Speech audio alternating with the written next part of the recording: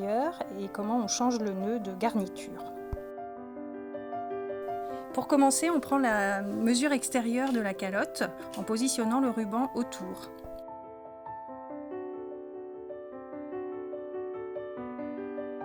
Dans le ruban de gros grain, on va découper une bande de 30 cm pour pouvoir préparer le nœud chapelier.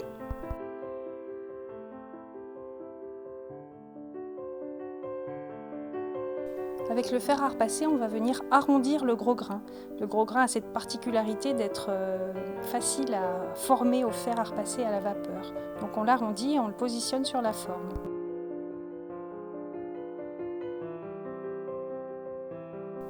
On repère la mesure de taille et puis ensuite on va pouvoir l'enlever de la forme à chapeau et le coudre.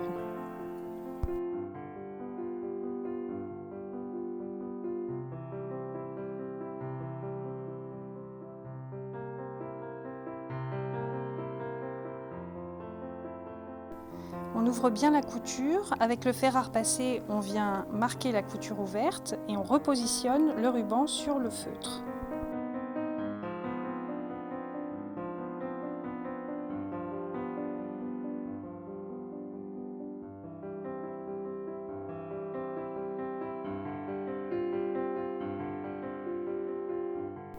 On va maintenant s'attaquer à la partie du nœud chapelier. Donc on plie en deux le gros grain, on épingle et avec un fil double, on va venir fixer le gros grain avec un petit pli à mi-hauteur.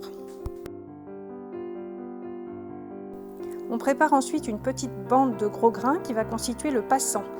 Généralement, on le replie au tiers de sa largeur. Et ensuite, on l'installe sur le nœud avec la finition qui se trouve à l'arrière du nœud. Comme ça, elle pourra être cachée par le chapeau. Avec des épingles, on installe le nœud sur le gros grain en prenant bien soin de positionner les épingles aux quatre coins du nœud. La fixation du nœud se fait par des points invisibles qui permettent de bien tendre le nœud, donc de le fixer sur les quatre coins.